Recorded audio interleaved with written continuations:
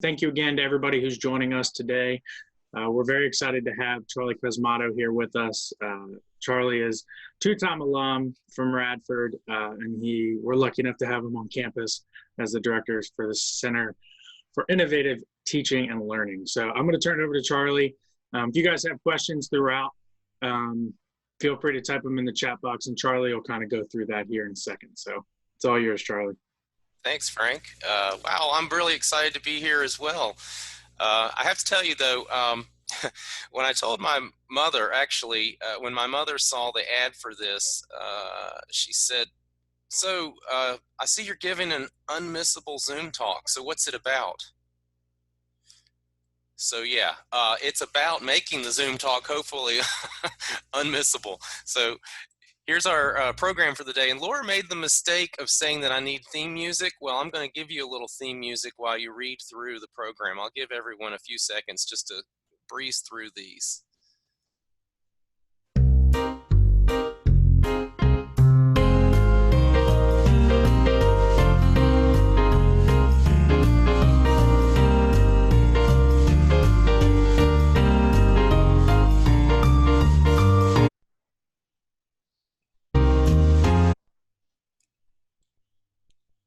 All right, Laura, you asked for it. I hope you liked that. So what I'm going to do is I'm going to share with you, and hopefully you will share with me what's worked and what hasn't worked in your experience and in my experience with successful, not just Zoom meetings, but any type of broadcast, webinar, or online presentation or symposium or seminar or whatever words you want to use. But when you and your audience are both connected, live through some type of computer media. So I thought this was fun. This is about the most cliche image you could ever ask for a meeting.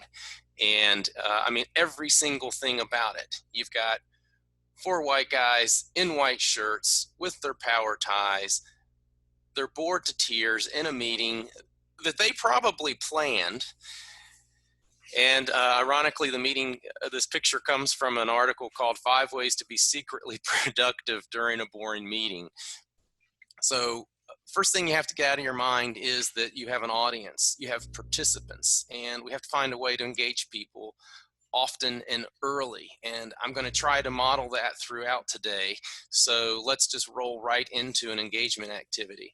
So if you haven't already noticed the chat tool, and I know some of you are watching a rebroadcast on Facebook, so Frank is going to kind of keep me up to speed as to who's typing things there. I won't be able to see that. The good folks in the Alumni Affairs office are monitoring that. But if you're on Zoom, you don't already have the chat window open, it's down on the ribbon at the bottom. Just click chat, it'll open up a panel on the right side, I believe, of your Zoom window. And there's a place where you can type in a message and make sure you're sending it to all panelists and attendees. So just say hello. This will also give me a sense of how many people are here on Zoom.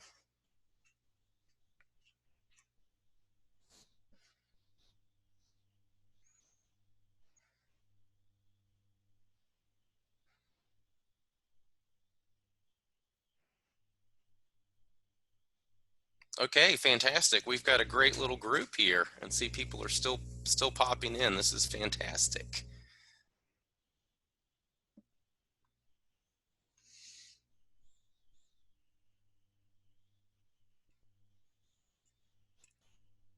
Okay, there's a part 2 to this activity. Let's find out a little about who all is gathered here today, so we'll have a sense of what our collective wisdom and experience is. Where are we coming from? So in the chat, if you will, just share who you are and what you do. What's your primary occupation? Whether that's beekeeper or professional therapist or housekeeper, it doesn't matter. I want to hear share where you're coming from.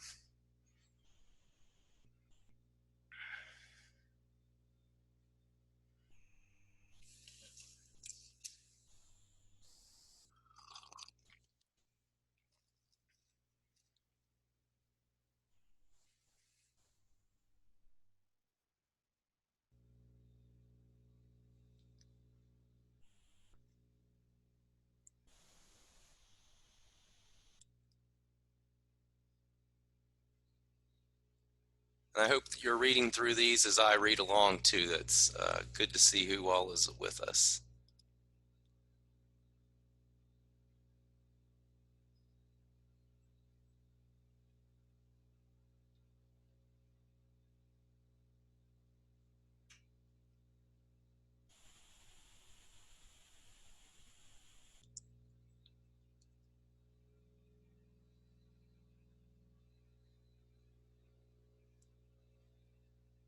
Wow, what a diverse group we are. This is fantastic.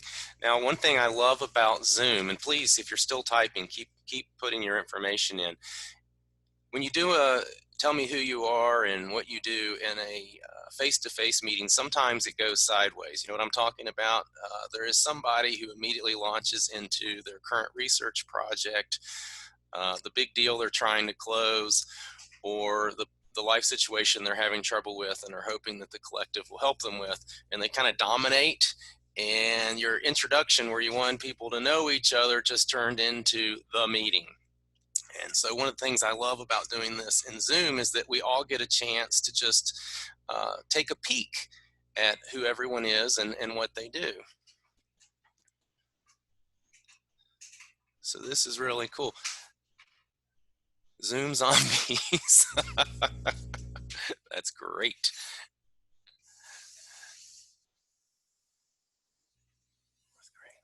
Perfect. Wow. Okay.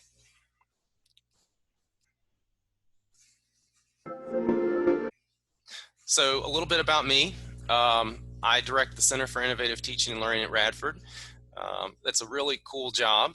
Basically, my role is to engage our faculty, our staff and professionals, and our students, and get them all to join together in innovative and effective ways to learn. We also do a lot of extension out into the community and try to involve our community partners, whether that's K-12 or people in professional consultancies or businesses, anything we can bring to the mix to make for really cool, fun, innovative, and effective learning experience. And that means also I get to play with a lot of cool tech tools, and I get to talk to people about the psychology of learning. I get to talk to people about the sociology of learning. It's a really cool, diverse endeavor, and it's challenging. So I just threw up a few things that I've been involved in through that role on the screen, and even some things with the alumni office. So this is a fantastic role. That's what I do. Why would I talk about a Zoom meeting and how to hopefully make one really unmissable? So I've been doing, gosh, let's turn the way back machine. This will be quick. I got interested in online learning around 1997. There wasn't a whole lot going on. There was a learning management system called WebCT. At the time, some of my colleagues said we should have that, and they literally ran a server underneath the desk of the university librarian, and that was our online presence. It had no conferencing capabilities. You could text chat, you could share files, and there wasn't a whole lot more you can do than that. And at its time, it seemed pretty exciting. Fast forward to about 2004, and a product became available called Macromedia Breeze. It was a forerunner to Zoom. Eventually, that product became Adobe Connect, which some folks have probably used. I spent several years in consultancy with the Ventura Community College District. That's 3 community college campuses in California, and helped them set up their first Adobe Connect / Breeze server. If you go check online counseling at Ventura College, you'll notice that they have a very, they took those initial humble beginnings, and now they have a very robust system for connecting virtually for most of their student counseling services, whether that's their curriculum advisors, their course counselors, their career coaches.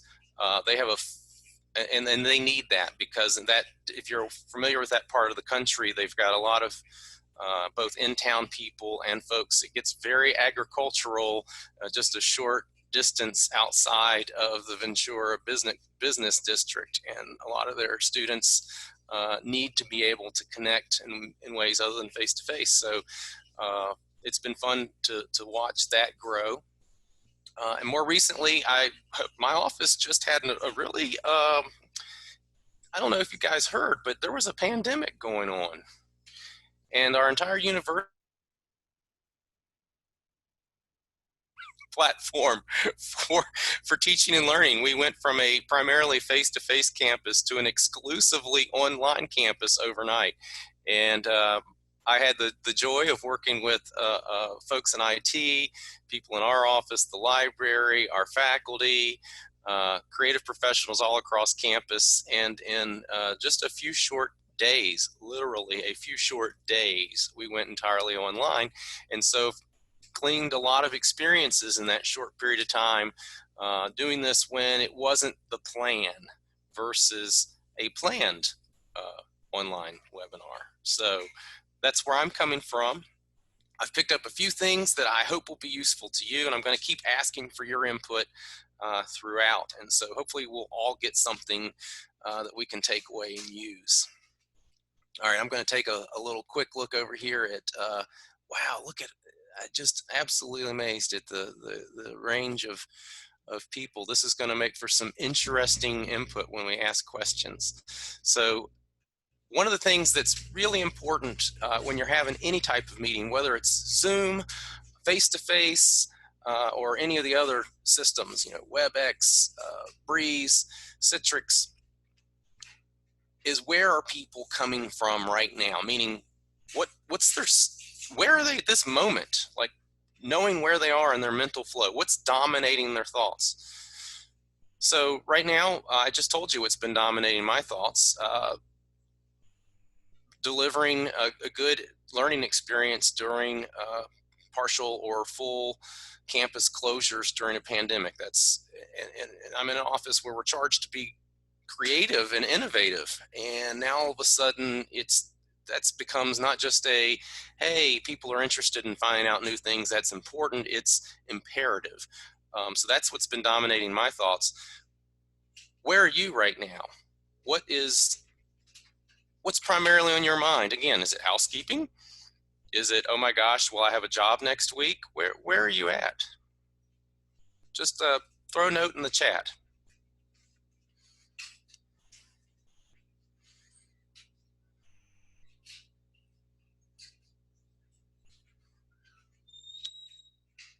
Business recovery, yeah.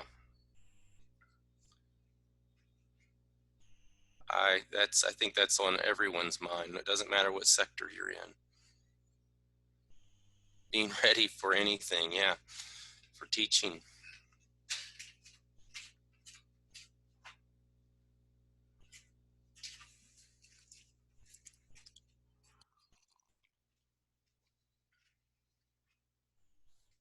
Jobs, high school senior graduating. My high school senior self-graduated. He decided he'd done enough work and would take whatever grades he has, and he has already moved out of the house. Happily, I mind you. Been a little bit challenging for mom and dad.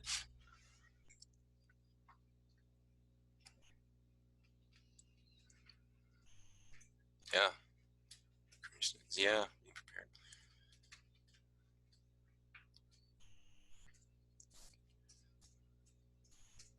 Yeah. Wow. So what I'm getting is that we're all feeling a little kind of collective uncertainty about, you know, what comes next and how do we navigate this. This is all novel to all of us. And I suspect that's probably thematic of why you were interested in the Unmissable Zoom meeting. And so I'm probably going to be using this tool or some similar tool, and I want to maximize my chances for being successful.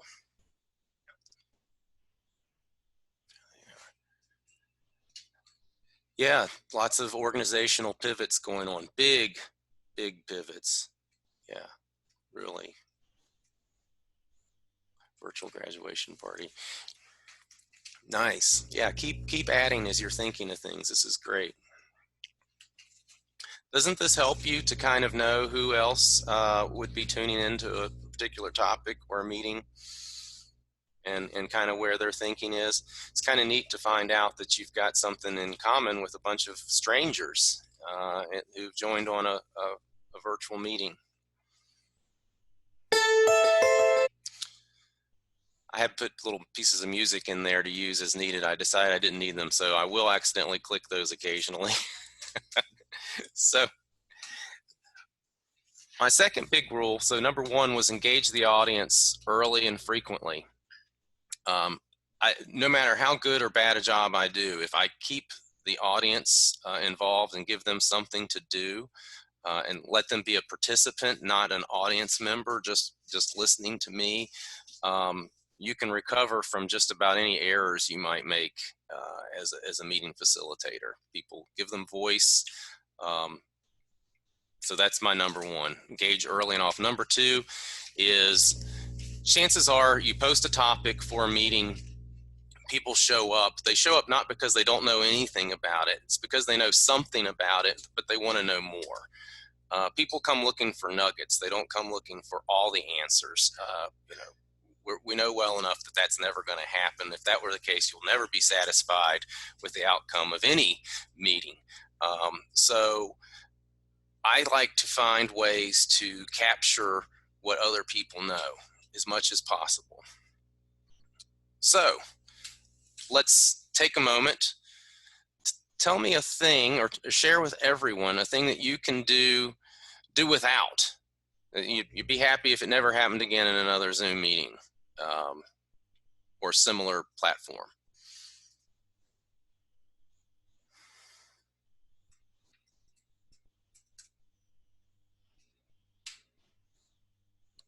So in the chat, what's something, think of the worst webinar you ever went to. That shouldn't be hard, because there's a lot of there's a lot of really bad ones out there. People forget to mute. Yeah, that is a good one. And they're chewing. Internet issues, yeah. No sense of what they're trying to achieve. Yep.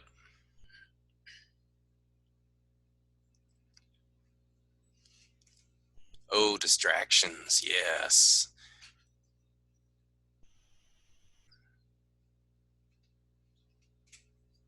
Yep.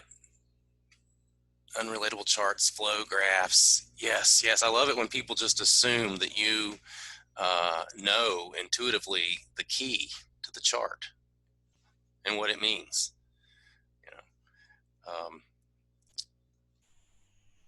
Zoom bombers. Yeah, we had some of that early on this semester. It was, I think we've gotten a handle on it now.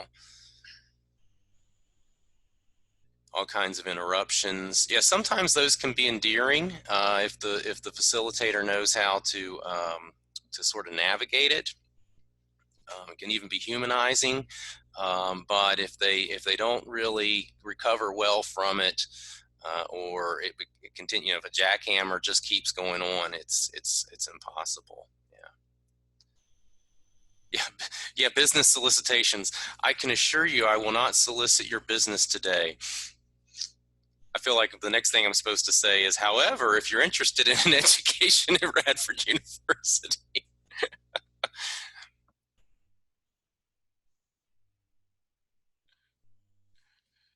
Good. These are all great. Yeah.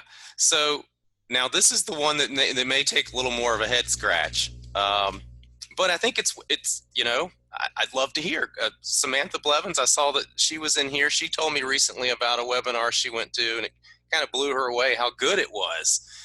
And I was a bit taken aback. Like, you never hear anyone go, I went to this amazing webinar. Except after today, I hope you'll say that. So yeah, what did you witness that worked really well in a webinar that you said, yeah, I'm going to take that. That's a trophy. I'm using that.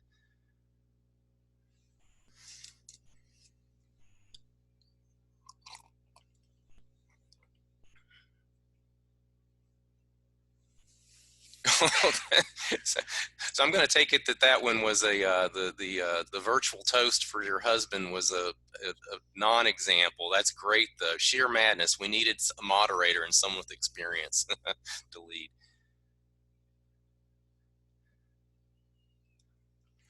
Okay, cool. So using the meeting platform to let people share things they're working on. Yep, almost all of these now have share screen capabilities.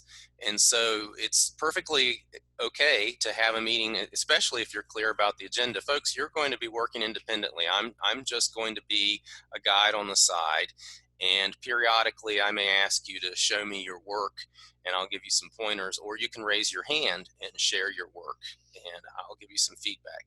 And not only will you benefit, but anyone else who's having a similar problem. That's a great way to utilize these tools. Yep, ideas from colleagues, nuggets. That's where that's my hook. If I can find out what other smart people are doing.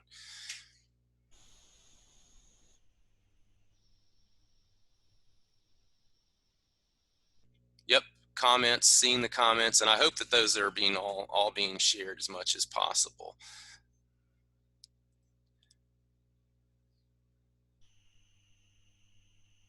Yeah, sometimes, yeah, that's right. Sometimes you'll get people to engage in ways that you weren't able to get happen in the classroom. I always find that particularly amazing. If I were teaching, now granted, the audience matters a bit too.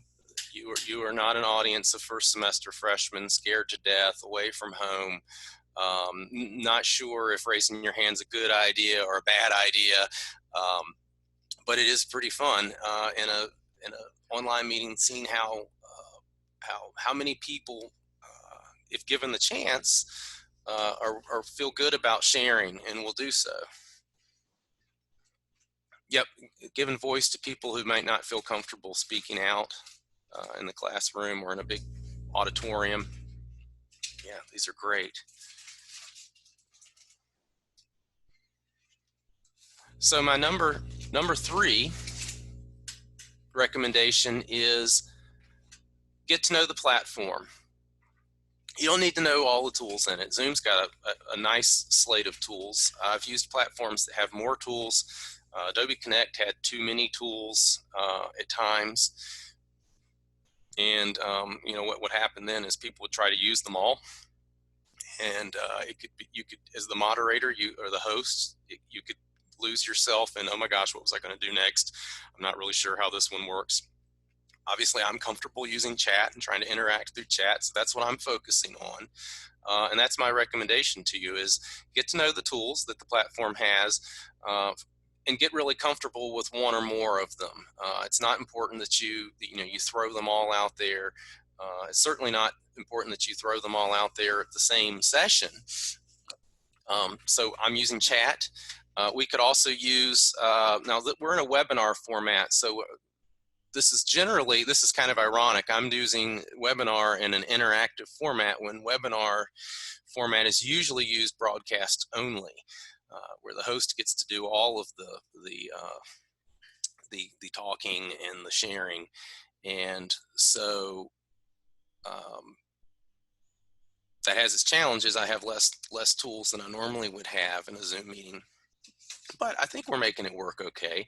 So we can ask for a thumbs up, thumbs down, raise your hand type thing. So let me, for instance, in this particular meeting, I believe you have a hand raise function down at the bottom. And so if you do, let's say I'm going to throw a statement out, raise your hand if you agree with it. The statement is, it matters when my opinion is heard. Raise your hand if you agree with that.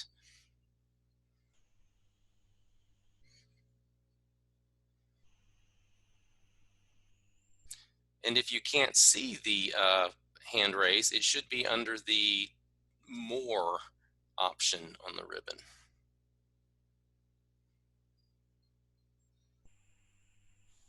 Now I'm going to confess to you, I don't see it or the reactions right now. So that's a setting that I'm unfamiliar with. And that really emphasizes my first point, was get to know a couple of the tools really well and plan to use those. I And decided to do Charlie, a demonstration with a tool that I don't know.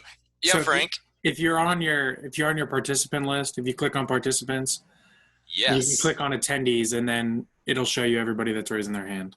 Excellent. Which is my fifth point that I'll get to. Have a skilled producer. Frank West. Thank you, Frank, from the Alumni Affairs Office. Well, I appreciate that, but I'm learning as I go.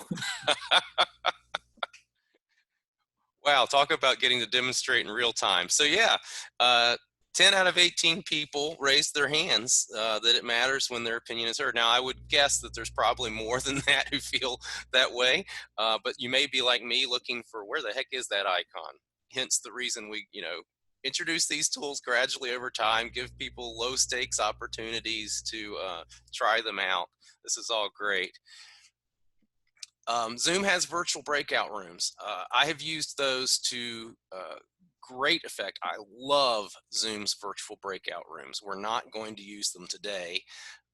There is a certain amount of complexity when you start using breakout rooms. So imagine a conference center, and you've got the grand ballroom, and you have your keynote session that gets everybody's mental pump primed for whatever the conference is themed around.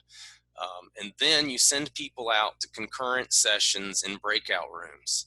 And in those breakout rooms, they are going to work on, maybe each room has a topic assigned to it. It's like a birds of a feather session. You go to the room that has the topic you're interested in.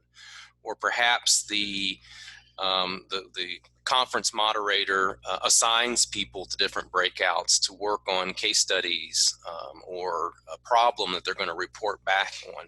The virtual breakout rooms can be used in exactly that manner. What's really cool about the Zoom breakout rooms is, as the host, if I want to do breakouts, I just click the icon and it immediately prompts me how many people I want distributed across how many rooms. And as soon as I open the rooms up, it says you're invited to go to the room, or I can actually forcibly teleport everyone into the breakout rooms. I can also, as the host, pop in to the rooms and visit. Likewise, people in the breakout room can click an ask for help button, and it notifies me that someone would like to see me in breakout room 3, and I can kind of teleport in there. So, kind of let your mind wrap around the idea of being able to put people in small groups. And what's beautiful about these small groups, if you've ever been in a large seminar room, like a grand ballroom, and you try to do breakouts and you send people to the tables, there's like 8 people per table. Problem is, all the tables are still physically in the same room. So it gets really loud and you hear a lot of conversation bleeding over from one table to another. And it's really difficult for people to really get in their group. Now, the advantage is it's really easy for you to float among the tables, assuming that people aren't backing their chairs out and tripping you and that sort of thing. But my experience with Zoom has been that this makes for a really clean, seamless experience for doing breakouts. The largest breakout room setup I've done to date, there were 40 participants, and we had 8 breakout rooms. And so we had to kind of shift people around to get good group sizes. The only hiccup that we experienced was a couple of people got a message when they tried to go to their breakout room that said the service is busy, and it just bumped them right back into the main meeting room. Now, as the host, I was able to just reassign them to a breakout room, and no one got a busy signal 2 times in a row. But I will throw that out there that we did have a minor glitch, but it was easy to recover from. So, oops, did I?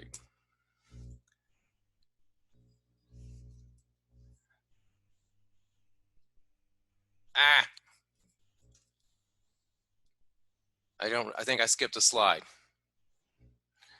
And I'm going to have to stop my share for a second to go back. So this is the sort of thing that happens. No big deal.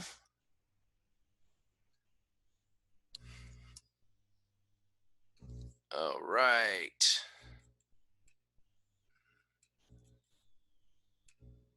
And we're back. Okay, so the virtual breakout rooms, and then finally the file share.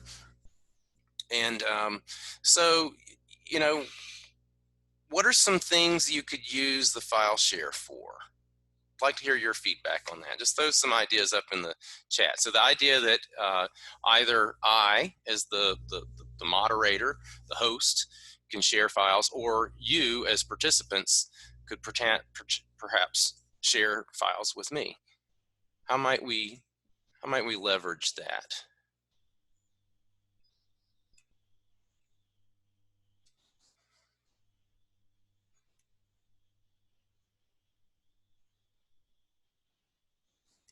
If you have any thoughts, just drop them in the chat.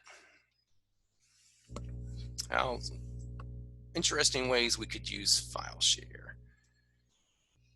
Oh, thank you for clarifying. So do I mean the share screen, or is another file share thing? Yes, there's another file share thing. So what a file share does in Zoom or other conference systems is allows me to take a file that's on my computer and make it available for download for anybody in the meeting. You can also flip that so that people in the meeting can take a file off of their computer and share it with you.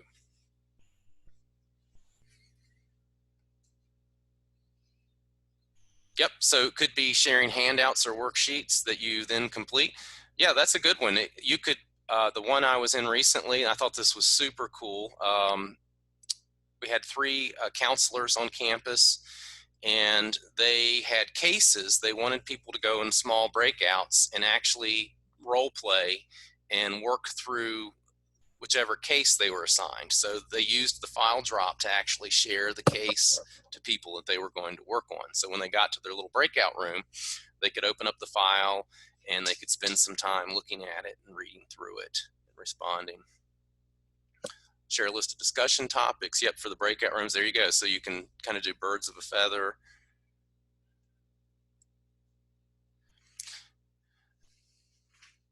And someone asked, how does it work? Yeah, so the way it works is if file share is turned on. So in Zoom, it works through the chat. And so down where you can, just to the right of where it says to, and you select who you're sending a message to.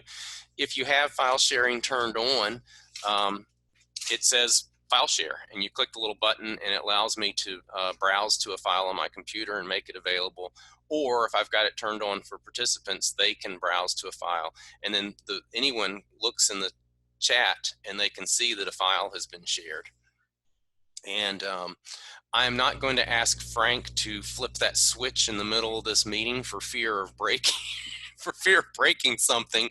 That's breaking one of my cardinal rules, and that is, don't go experimental with features unless that is the intent, is by design. And you want people to see what happens when you experiment. More than likely what will happen is it won't go as planned. Well, and I think the thing to remember, there is, with Zoom specifically, there is a difference between a webinar and a meeting. Yeah. And so I think with the webinar, we have it turned off, but in our meeting settings, if this was a meeting, it would be an option. Yeah, which would make more sense, because you typically during a planned meeting, you're going to know your audience ahead of time, and whether or not you would want to be sharing files back and forth, right, and that sort of thing. Yeah, thanks, Frank. So the file share does not allow for real-time editing, so you'd have to get really creative if you wanted to do something like that. Perhaps through the chat, share a URL to a Google document or an online Microsoft OneDrive Word document or spreadsheet or whatever you want them to work on.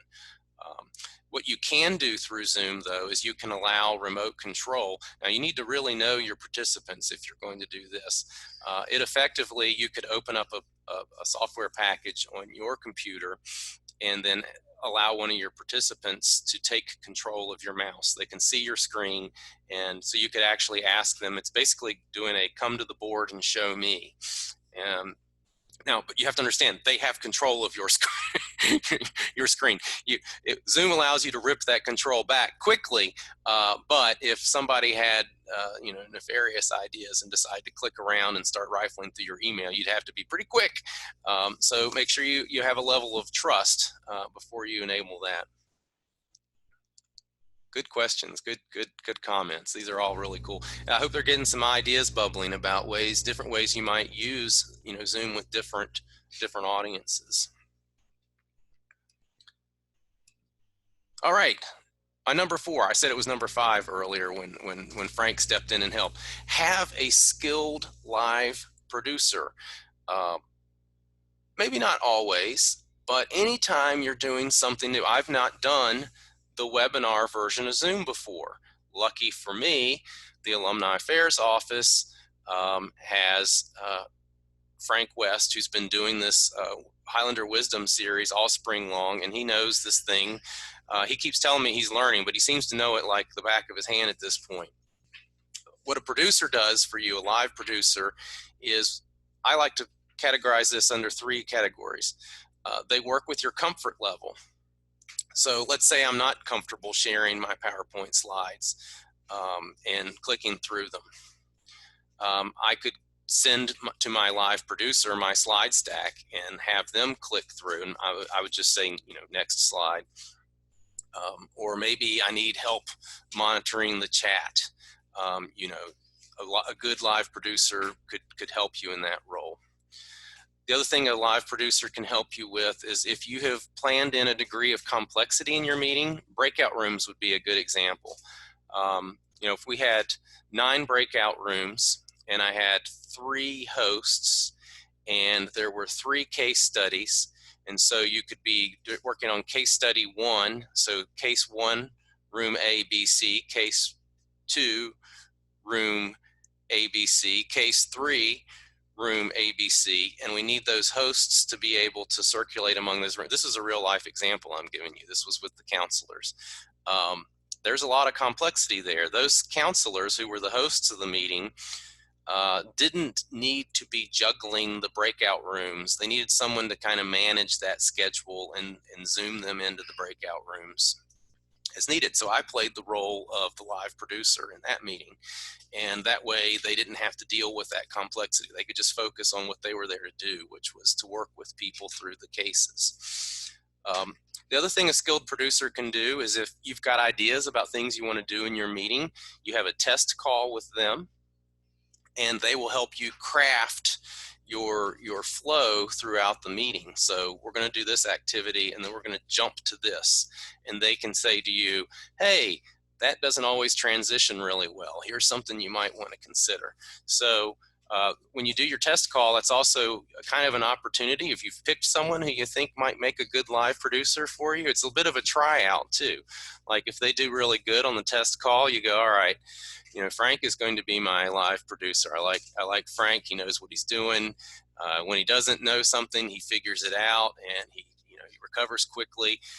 Don't pick your panicky friend who's going to start, hitting you with text messages offline, and you're relying on them to help you out.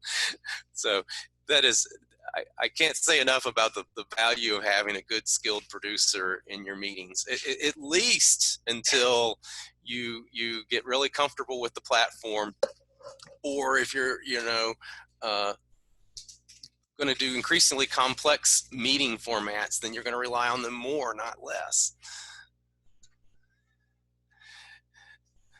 Now, Michelle is saying that Frank is improved. I think he's pretty darn good. I think he's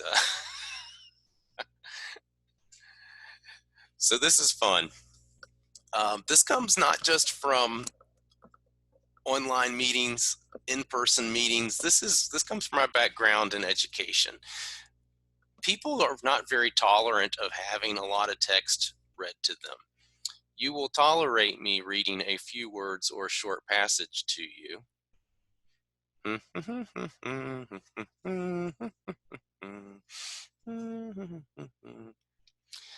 And then you'll drop me like it's hot if I read a PowerPoint stack to you for 30 seconds nonstop. And I did say 30 seconds to be a little bit shocking. Like, what? 30 seconds?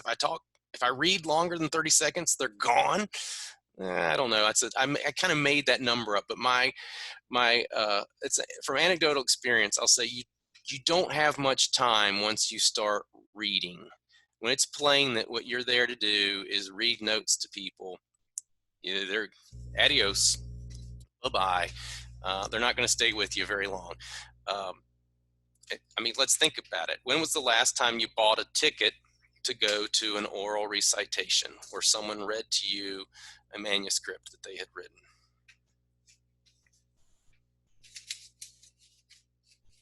It's just not a popular format right now. Now, podcasting is super popular, but it's got a produced element to it, right? But as a live reading is just not terribly popular. Now, I'm not to say there aren't people that can't do it well. I'm waiting. I'm going to look in the chat. I know someone's going to post an exception to this, and you should. But be mindful. People generally in webinars do not have a high tolerance for a whole lot of reading.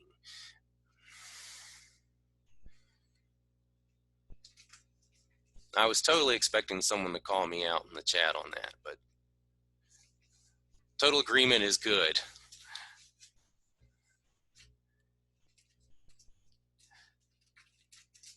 I talk about this all the time. I am a big believer in costumes. Beyond its functional capacity, that's what clothes are. They are costumes. They tell people who you are, whether you're serious, whether you're being silly, whether this is a casual occasion or whether this is a formal occasion. It's important. So I'm hoping that today's correct costume was the jacket, no tie, and not the t-shirt with the eagle and the fish hippie hat.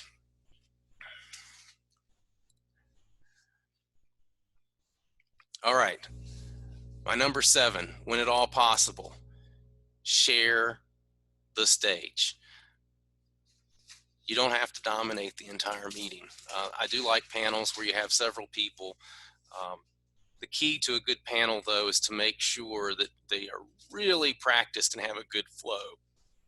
Otherwise, and I know everyone's been to this panel where there was a lot of talking and they didn't seem to have any really concrete ideas. They were just someone who was there purely because they were known to be a someone in the field, not because they had something to say. Now, that's horrible, to be someone in the field and not show up with something to say that really speaks to the topic. But you see it happen on these multi-person panels all the darn time.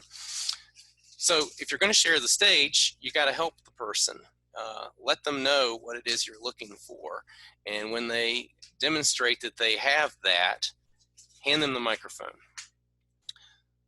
So these are a couple of potential things. I'm looking for someone who would be willing to take the microphone. We won't do camera in case you're wearing your pajamas. You didn't worry about your costume today because you were going to a webinar.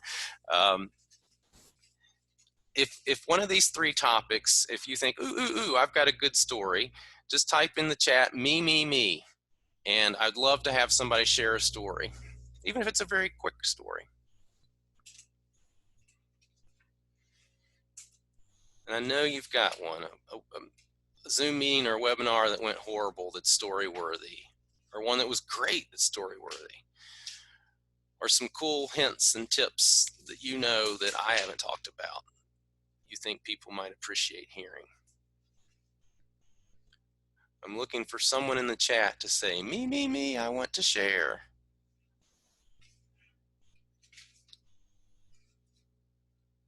Or better yet, me, I'm willing to share.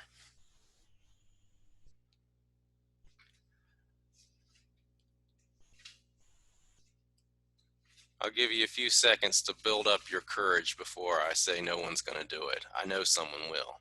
Well, I have somebody raise their hand. I think that's their, okay, that might excellent. be their way of, so I'm going to give, it's Steve Arbery. I'm going to give you. Okay, great. So Steve, you should be able to talk. You just have to unmute yourself. Unmute myself. Okay, now can you hear me? Yes. Okay, well, yeah, so our disaster was when we had the MFA show as a Zoom session, and within minutes we had probably 50 Zoom bombers ranging from drawing phalluses on the PowerPoints of the 2 female graduating MFA students to nasty comments in the chat. We were able to block, the chair was the host of the show or the Zoom session. He was able to block the audio, but he couldn't block the little GIF videos that were, Right. which were incredibly violent and sexual in nature. Oh my gosh. Yeah. Thanks, Steve. Yeah, that was one of those, gosh, that happened right after. I mean, it was great because the MFA department was being really innovative, and they were pushing the bounds. You know, we had just gone online, this sudden online, and they were saying, you know what, we're going to still have this. And this was, I know immediately after that at Radford, we kind of reviewed our protocols for having online meetings, and then Zoom almost immediately, because this wasn't just happening at Radford. It was happening. This kind of thing was happening in a lot of places. It was making the national news. They tightened up their security and their controls, and thank goodness. But yeah, there was an unfortunate lot of people that had that experience. You hear a horrifying tale like that. Thanks, Steve, for being willing to share that too. And you think, geez, do I want to do Zoom meetings and webinars, because that could happen to me. So here's the good news.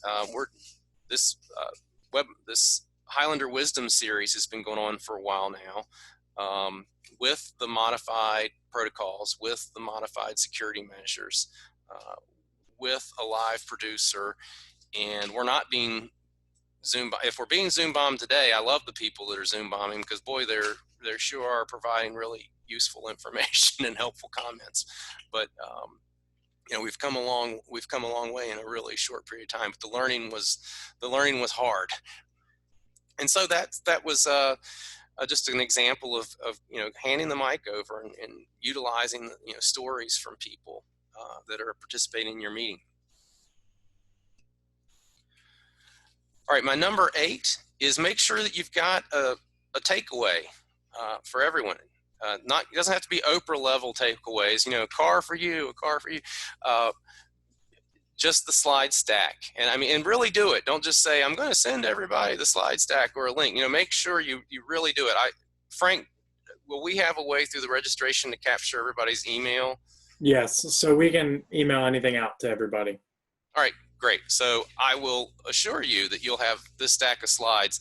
Again, these are 8 things that I think you'll, at the same time, you'll say that's really common sense, but it's also a really good checklist.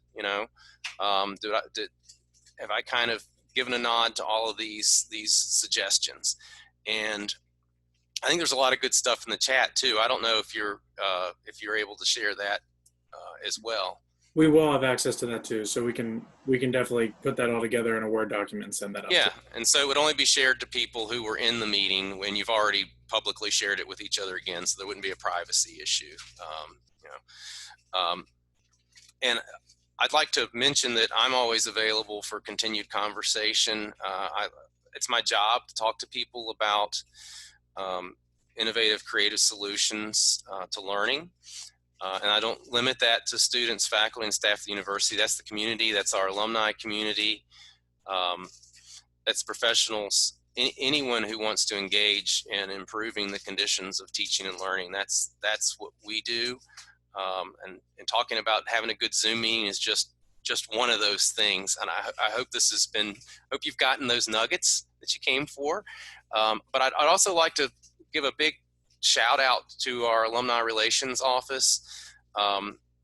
Laura Turk, as the executive director, is always a fantastic person to talk to if you want to connect with the university or any of its community. She is the ultimate connector of people and ideas, and is a vet. Michelle Carlson has been doing this Highlander Wisdom series, reaching out to people, helping them develop their ideas, setting up and getting them scheduled to have a test call and do everything you have to do behind the scenes to do one of these. And then, of course, Frank, who has been the super able-bodied live producer today. There's a lot that goes into making things look seamless when they aren't necessarily actually seamless. I understand that he's also making this rebroadcast on Facebook Live, and perhaps other places. That's all new to me, and that's really exciting stuff. So thank you, Frank. And so that's it. I hope this has been useful for you. Nice 50-minute break from your regular day. And please do contact me anytime at ccosmato@radford.edu. So if you have any questions here at the end, I know I do have one question. And you may not know the answer to this, but I can definitely direct you to the right person if you don't know the answer. The question was, do faculty have the option of hosting both meetings and webinars? There are times when we don't need to see all the attendees like we do in a meeting, such as if you've assembled a moderated panel. I'm not sure if you know the answer to that question, but I know. The webinar is a different subscription. I do know that. And I understand that there's a couple of departments on campus that have bought those. I'm not sure what all departments have. And I understand there's been a bit of sharing, like if a department wants to put on, for instance, Alumni Relations has put on the series. And so since you are one of their presenters, you would, from that perspective, you'd have access. Again, theirs is thematic, so it's not there for all comers. But I think it's worth looking at your department, looking at your departmental budget, and talking to your campus partners and seeing if anyone else has the webinar package. And I have no idea what it costs.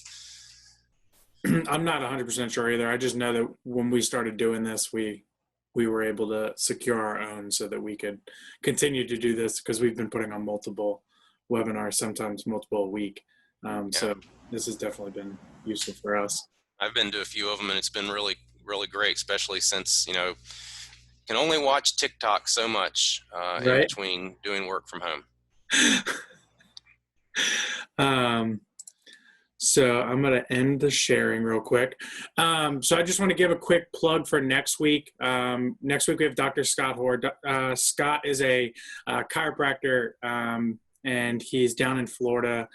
He's getting ready to move to Tennessee. And so when the new year hit, and obviously COVID and everything, he rebranded his whole business, and he started a YouTube channel and is actually making a bunch of money streaming on YouTube. So he's going to give us a talk about how to kind of pivot what you're doing and creating or expanding your business with YouTube. So definitely come back next week, Tuesday night at 6 p.m. to learn more about that. If anybody else has any more questions, I see a couple things popping up in the chat.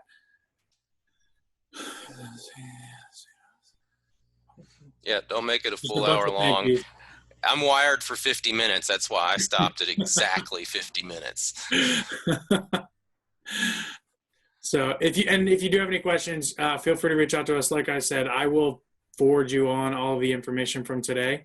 And then I'll be sure to put Charlie's information in there as well for you, so you can reach out to Charlie directly if you have questions. And I'm going to reach out to Stephanie Ryan. I want to know about doing scavenger hunts during a Zoom meeting.